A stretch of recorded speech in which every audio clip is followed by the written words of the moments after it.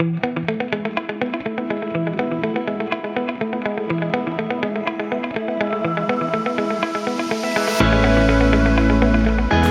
안녕하세요. 공간의 자연을 더하고 있는 바이오필리아 그룹 마초의 사춘기 대표 김광수입니다. 우선 앞에 분들이 너무 대단한 것들을 많이 보여주셔가지고 저희가 무슨 일을 하는지 한 번 더 설명드리기 위해서 영상을 보고 시작하겠습니다. 영상 부탁드립니다.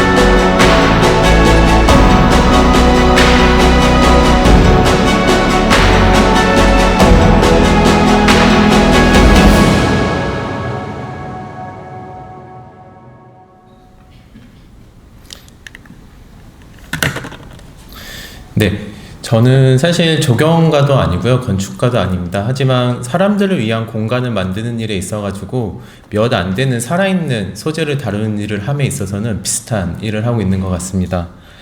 최근에 바로 이 옆이죠, 보라매 공원에서 메인 스테이지를 기획한 적이 있습니다.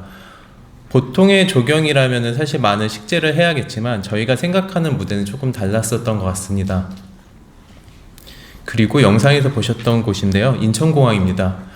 우리나라에 오는 외국인 관광객들에게 우리나라의 전통이라고 할 수 있는 수목산수화를 하나의 조형물로서 다른 곳이 아니라 화단에 꼭 연출해야 했던 이유들에 대해서 한번 같이 고민해 봐 주시면 좋을 것 같습니다. 이런 고민의 시작은 사실 공간입니다. 이 공간이란 곳은 사람들이 머무는 곳입니다. 이 사람들이 머무는 곳은 어때야 될까 계속 고민하고 있었습니다.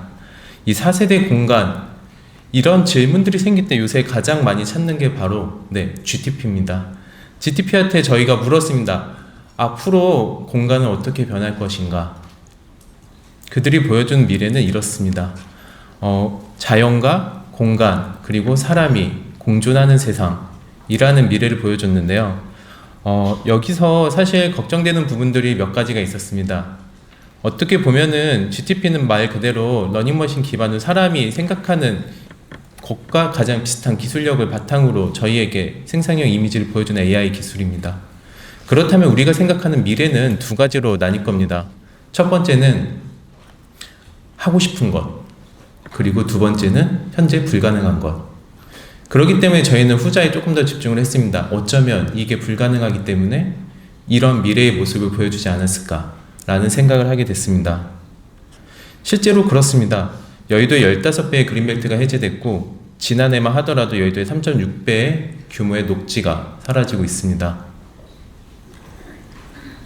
많은 전문가들이 지금 당장 나무를 심어도 녹지가 사라지는 속도를 따라잡을 수 없다고 합니다. 그렇다면 이건 우리가 녹지를 싫어해서일까요?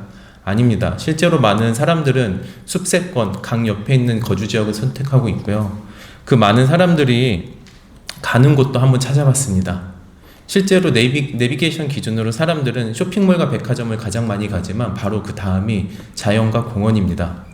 그만큼 우리들은 세상이 도시화되고 있고 발전함에 있어서도 계속 찾는 게 바로 자연입니다. 우리는 자연이 싫어서 녹지를 없애고 있지 않다라는 거고, 이 도심 속에서 가속되는 도시화 속에서 우리는 충분히 자연을 지켜야 된다라는 생각을 하게 됐습니다. 하지만 그렇잖아요. 저희도 분리수거 열심히 해라, 하지 마라, 하지 마라 하면 사람들이 쉽게 따라할 수가 없습니다. 그래서 저희가 제일 잘하는 방식으로 사람들이 가장 좋아하는 것들을, 그리고 그 옆에서 우리가 뭔가의 메시지를 보여준다면 이들은 자발적으로 학습하고 따라하지 않을까라고 생각하게 됐습니다. 우리는 이러한 바탕을 하나의 이론으로 정의를 했고 실제로 있는 이론입니다. 바로 주의 회복 이론이라는 건데요. 주의력이 한계에 도달했을 때 또는 피로가 누적됐을 때 사람들은 이 자연 활동 또는 자연 환경에서 뇌를 회복시키는, 정신적 피로를 감소시키는 그런 영향을 받는다라는 이론입니다. 이런 이론을 바탕으로 제가 몇 가지 해외 사례들을 좀 소개시켜 드리려고 하는데요. 예전에는 최고층, 도심안에 가장 도심지 최고층에 있는 호텔들이 가장 좋은 호텔이었습니다. 하지만 요즘의 기준은 조금 다르죠. 도심과 멀더라도 가장 자연과 가까이 있고 아만이라든지 다양한 호텔들이 최고급 호텔이 되고 있습니다. 우리나라만 예를 들더라도 우리나라에서 가장 높은 롯데호텔, 시그니엘 호텔은 5성급 호텔이 아닙니다. 4성급도 아니고요. 그냥 추천 등급입니다. 이제는 세상이 그렇게 바뀌고 있습니다. 이 아이슬란드에 있는 블루라군 리트리트 호텔을 보시면 아시겠지만 이 전체 지형보다 건물이 높지 않습니다. 땅 밑으로 들어가 있습니다. 이 건축은 자연을 지배하는 게 아니라 그 중에 일부일 뿐이다 라는 철학으로 이 공간을 설계하게 됐다라고 하고 있고요. 실제로 보이는 이 라군이죠. 이 온천수에 지금 어떠한 색깔이라든지 조명을 비춘 게 아닙니다. 자연 그대로를 만끽할 수 있고 사람들은 이제는 쉬러 갈 때도 이런 곳을 찾게 됩니다. 또 한 가지 얘는 병원입니다. 병원은 다른 나라는 어떨지 모르겠지만 제가 잠깐 지냈었던 프랑스 같은 경우는 사실 병원에서 식물이라든지 꽃을 둘 수 있는 문화가 되게 많았습니다. 하지만 한국에 왔을 때 제가 저희 증조할머니 병원을 찾아갔을 때 식물을 못 들고 갔습니다. 그 이유는 그 안에 살 수 있는 혹시 모를 그런 그런 벌레들 때문에 식물을 병원에 있는 환자들에게 선물할 수 없었습니다. 그게 매우 아쉬웠었는데요. 이 일본의 사례를 보시면은 제 2차 세계대전 때 폭격을 당해서 타버린 숲에다가 하나의 병원을 짓습니다. 이 병원은 과연 어떠한 용도의 병원일까요? 네, 바로 이 임신이 안 되고 있는 그런 임산부들을 위해서 이 뭐라고 할까요? 난임 병원입니다. 이 난임이라는 거는 이 병원에서 정의하는 거는 병이 아닙니다. 난임은 하나의 치료가 필요한 게 아니라 치유가 필요한 겁니다. 병이라기보다는 정신적 심신의 안정을 취한다면 충분한 치유만으로 난임을 해결할 수 있다라고 믿고 있고 그렇기 때문에 이곳에는 특별한 의사가 존재하지 않습니다. 다만 이곳이 다른 곳과 다른 것은 어떠한 방에 가더라도 자연, 이 착용을 통해서 자연을 그대로 만끽할 수 있고 하루에 햇볕을 12시간 이상 쬐 수 있다고 합니다.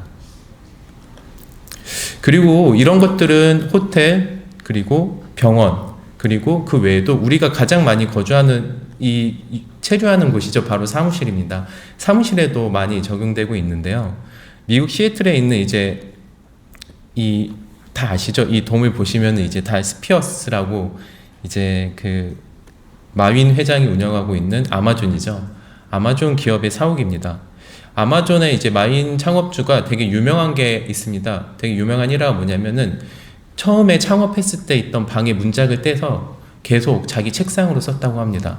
그래서 거기에 새로 오는 신입사원들한테 그 책상을 쓰게 했다고 하고 자판기는 사람들이 퇴근하기 시작하면 다 불을 끄라고 했습니다.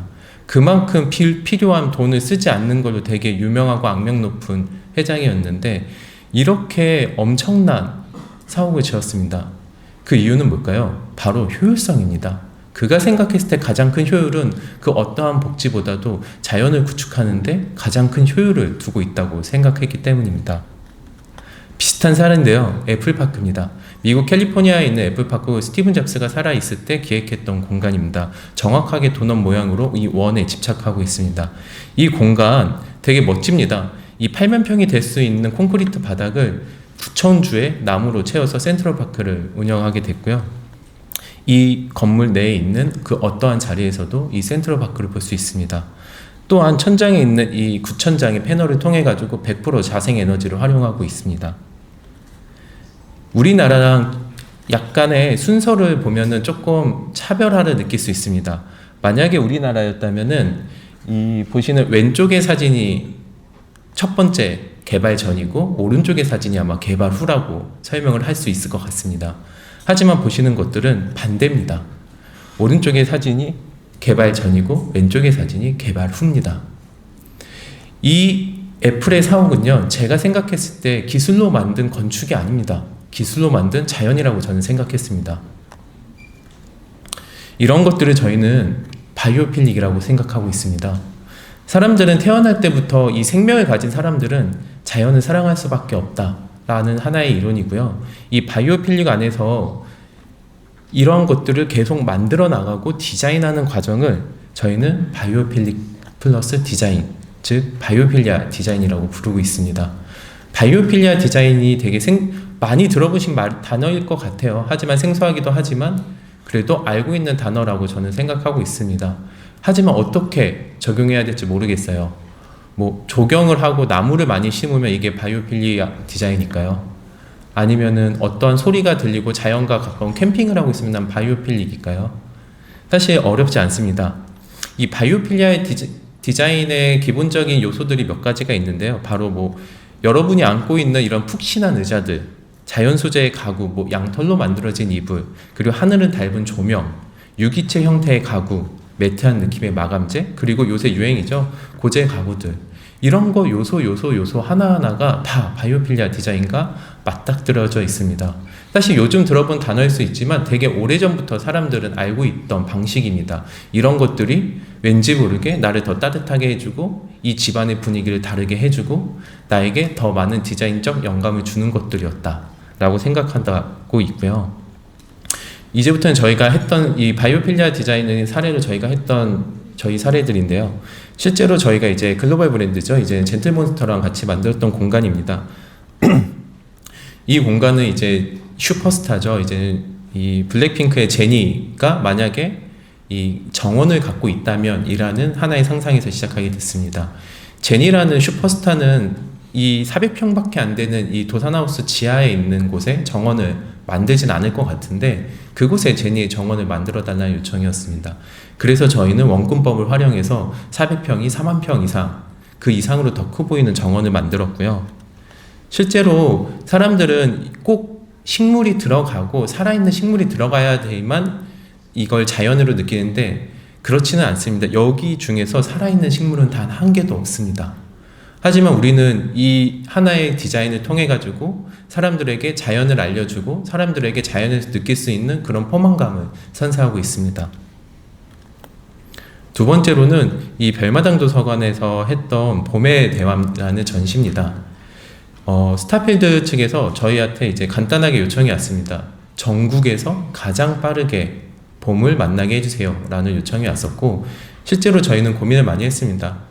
봄 하면 떠오르는 것들이 몇 개가 있잖아요. 뭐 캠핑도 있고 벚꽃도 있고 다양한 야외 활동들이 있는데 그런 것들 하나로 축약해서 공간을 구성했습니다. 실제로 이 생화로 만들어진 벚꽃 텐트 안에서는 생화 이 원목으로 텐트의 기둥을 만들고 생화를 만질 수 있고 향기를 맡을 수 있고 지나가는 사람들을 통해 이 센서를 통해 가지고 물소리라든지 새소리도 자연스럽게 들리게끔 했습니다. 여기까지가 어떻게 보면 바이오필리아의 디자인이지만 바이오필리까지 더 가려면 하나의 체험적 요소가 더 필요하다고 저희는 생각했고 이 중간중간 봄에 관련된 시를 쓴 이 시인들의 서적의 글귀들을 다 배치를 했고요. 그리고 이 텐트를 지나고 나면은 주변은 이곳이 이제 도서관이기 때문에 그 관련된 봄 서적을 다 살 수 있게 했습니다. 그렇다면 이 소리를 듣고 이곳을 보고 이곳을 느끼고 그리고 이 서적을 가지고 지하철을 타든 비행기를 타든 무엇을 하더라도 그 서적을 읽는 동안 가장 빨리 가장 가까운 봄을 느낄 수 있을 거라고 저희는 생각했습니다. 사실 이 바이오필리아 공간을 구성하는 요소들이 몇 가지가 있습니다. 자연 환경을 담으면 좋다. 매력적인 자극이어야 되고 당연히 일상과의 거리가 좀 있으면 좋다. 물 그리고 향이 있다면 더욱더 효과적이고 풍경이 다양해야 되며 그곳에는 꼭 가치가 존재해야 된다고 생각합니다.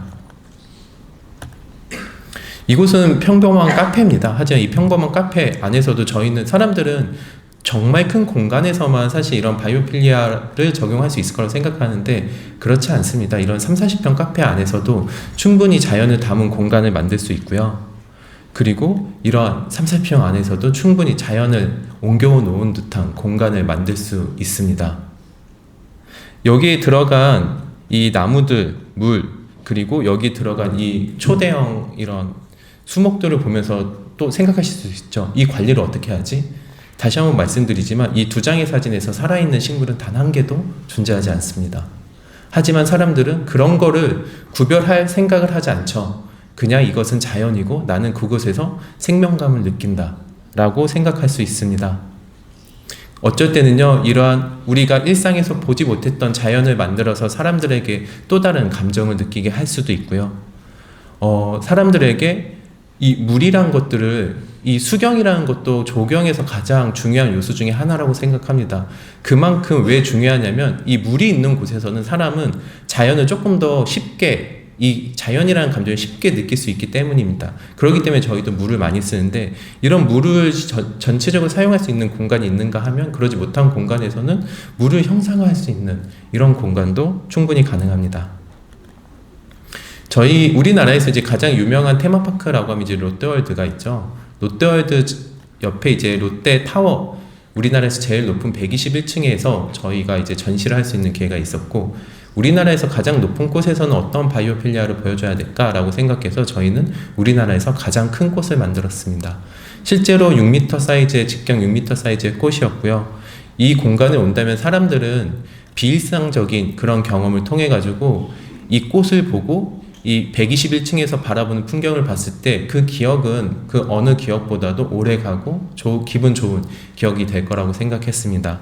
또한 이 121층에서 들어오는 채광을 이용하기 위해서 이 오관자 원단을 통해 가지고 시간에 맞춰서 비춰지는 빛의 방향이라든지 각도를 충분히 계산했고, 저녁에는 주변이 이제 조명으로서 밝혀지는, 그래서 이곳을 한 번이 아니라 두 번, 세 번 찾아올 수 있는 공간으로 만들어 보았습니다. 또는 가끔은 이런, 여기가 이제 만항제라고 우리나라에서 가장 높은 도로입니다. 실제로 4월달까지 눈이 녹지 않는 곳이고요. 이곳에서 다양한 CF라든지 영화 촬영들을 많이 하는데 사람들은 잘 모릅니다. 그래서 저희가 그런 곳들을 찾아다니면서 이곳에서 만날 수 있는 특별한 인상들을 만들어주기 시작했고, 실제로 이런 것들을 저희가 글로벌 마케팅을 통해 가지고 우리나라의 관광지에 대해서 소개하는 프로그램도 해본 적이 있습니다. 이런 브랜드를 통해 가지고 또 다른 계절을 만들어줄 수도 있는데요. 저희가 알고 있는 우리는 산타클로스를 모르는 사람은 없습니다. 하지만 산타클로스가 어떻게 빨간 옷을 입고 흰 수염을 달고 있는지는 모르는 사람들이 많습니다. 실제로 산타클로스는 핀란드에서 나왔고 그때는 초록색 옷을 입고 있었습니다. 하지만 우리가 알고 있는 산타클로스는 빨간색 옷에 흰색 수염을 달고 있죠. 어떠한 브랜드의 컬러와 비슷합니다. 바로 코카콜라입니다. 코카콜라가 현재 산타클로스를 브랜딩 했습니다. 하지만 사람들은 모르고 있죠. 저희는 이런 스토리를 착안해가지고 이 브랜드십을 통해서 이 브랜드의 겨울을 만들어주기도 합니다. 실제로 우리나라에서 가장 큰 실내 트리를 만들기도 하고 집도 짓습니다. 다양한 공간에서 사람들은 코카콜라뿐만 아니라 그 산타클로스가 시작된 이 마을을 구축하고 그 마을에서 경험을 하게 됩니다. 이러한 공간들 안에 들어가 있는 다양한 요소들, 단순히 팝업으로 끝나면 안 된다고 생각했습니다. 그리고 이게 폐기물로 이어져서도 안 되죠. 그렇기 때문에 여기 있는 다양한 이런 작은 소품들은 보시면은 제작 소품과는 좀 다릅니다. 아마 많이 보신 상품들도 있을 텐데요. 100%는 아니지만 저희가 일정 상당 부분을 다 펀딩을 했습니다. 코카콜라라는 브랜드 팬심을 이용해가지고 이들에게 다 물건들을 다 받아가지고 다시 돌려주고, 또 우리나라에서 가장 잘 되고 있는 핫한 스타트업이죠. 바로 당근을 이용해가지고 저희가 또 모으기도 하고, 이런 팬카페라든지 이런 것들 이용해서 다 펀딩을 해서 폐기물을 만들지 않고 다시 나눴습니다. 그리고 이 공간, 저희가 여태까지 보여줬던 다양한 공간 안에서 저희는 ESG라고 많이 하지만 인바이러먼트만 얘기했는데 소셜도 함께 하고 있습니다. 그게 바로 뭐냐면 저희 회사는 한 20명 남짓의 작은 회사입니다. 하지만 이러한 다양한 큰 프로젝트를 1년에 대략 30개 정도 진행할 수 있었던 이유는 현장에 있는 인원들에 대한 교육을 통해서인데요. 이 교육을 누구에게 하면 자립준비 청년들에게 하고 있습니다. 일자리가 필요한 자립준비 청년들에게 저희는 조경을 가르쳐줘서 이들이 사회에 나가서 본인들의 일을 영위할 수 있도록, 지속 가능한 일을 할 수 있도록 지속 가능한 교육을 하고 있습니다. 그래서 이 공간의 가치 역시도 남다르다고 생각하고 있습니다. 마지막으로 최근 사례를 하나 보여드리려고 하는데, 이 보이시는 이곳이 찜질방입니다. 아무도 가지 않는 찜질방. 그 이유가 뭐냐면 제주 서귀포 월드컵 경기장에 있습니다.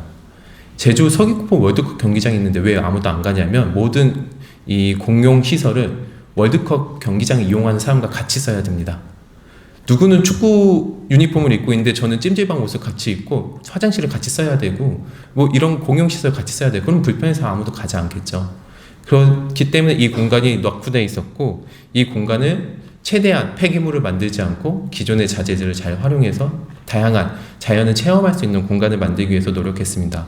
보이는 사진처럼 보시면 아시겠지만 기존에 있던 이 목욕탕, 이 찜질방의 기계들을 전혀 폐기하지 않았습니다. 그럼에도 불구하고 식물을 더하고 조명을 더하고 키네틱을 더한다면 새로운 체험형 공간이 나옵니다.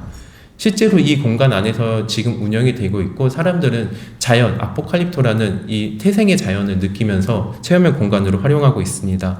이 공간 안에서는 지금 아까 영상에서 보셨듯이 천장에서 천둥도 치고요. 이 꽃들이 자라고 있고 저희가 실제로 물을 뿌릴 수는 없기 때문에 그러한 형상들을 통해서 사람들에게 다양한 경험과 기억을 심어주고 있습니다. 기존에 있던 이발소들의 이런 집기들도 저희는 버리지 않고 다 활용해가지고 하나의 디자인적 요소로 활용하고 있습니다.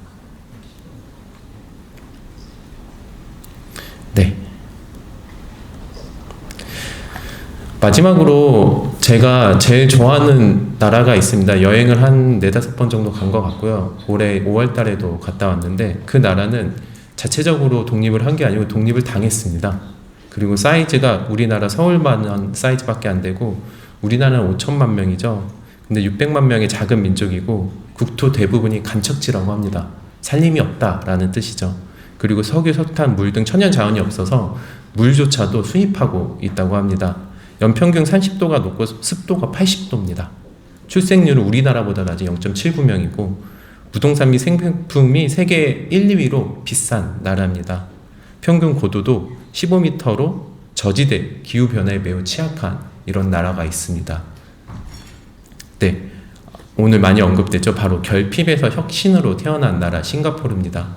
이 싱가포르를 사실 왜 소개해드리려면 오늘 제가 이제 뭐 이런 필림도 대표님이나 이런 분들이 오신다고 해서 사실 이 내용은 늘지 말지 되게 고민을 많이 했습니다. 아마 더 정확하고 심도 깊은 내용들이 나올 거지만 제가 가본 싱가포르에 대해서 한번 말씀드리고 싶었습니다.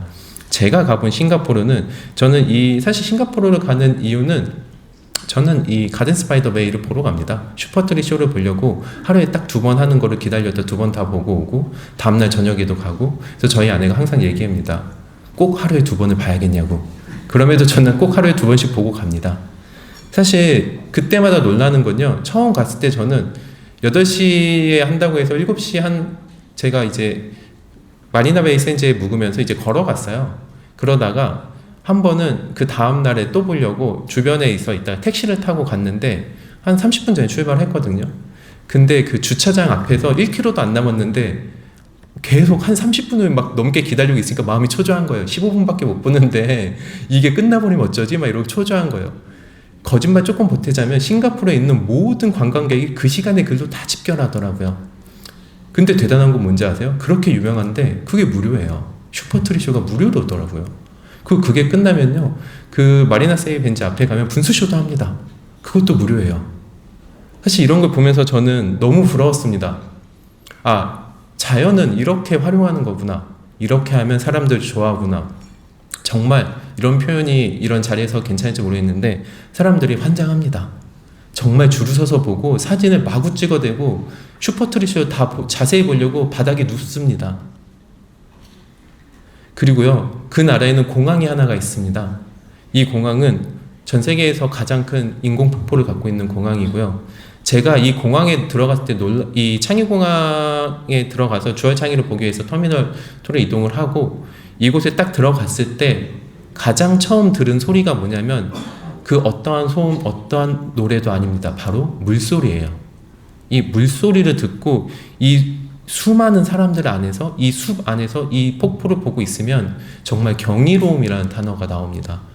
그래서 궁금했어요. 이 물이 아래로 떨어지면 이 아래는 어떤지 들어가 봤습니다. 아래로 내려가면 다 볼 수 있어요. 그 밑에는 이 시스템을 보여줍니다. 하지만 한 가지 다른 점이 있었어요. 바로 물소리가 나지 않습니다. 사람들에게 각 공간마다 다양한 경험을 설계하고 있는 거예요. 그런 공간, 단순히 하나의 모습으로만 설계되지 않은 공간, 사실 이런 공간들이 왜 우리나라에는 없을까 매우 아쉽기도 하고 충분히 할 수 있다라는 생각을 갖게 됐습니다. 사실 싱가포르는 우리나라 다른 점이 매우 많습니다. 건축 면적의 80%를 녹지 의무화하겠다라고 하고 있습니다. 저희는 법정적인 면적 5%에서 15%, 많아봤자 30%입니다. 그런 부분에서 가야 할 길이 멀지만 우리나라 뭐 기후가 다르지 않냐 이런 말들도 많이 합니다.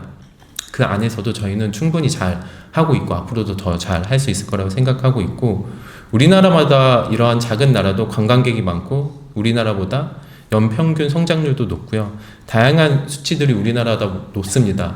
우리나라 서울의 1.2배밖에 되지 않는 나라도 이 자연을 활용한 이런 관광 콘텐츠를 통해서 이렇게 잘 하고 있다라는 게 너무 좋은 레퍼런스였기 때문에 여러분께 좀 말씀드리고, 이 바이오필리아가 어려운 학문 또는 어디서 들어본 듯한 단어로만 인지가 되실 텐데 실제로 여행에서 많은 공간에서 상호 공간에서 만나보실 수 있었던 요소들이다 라는 부분들을 설명드리면서 오늘 발표를 마무리하겠습니다. 감사합니다.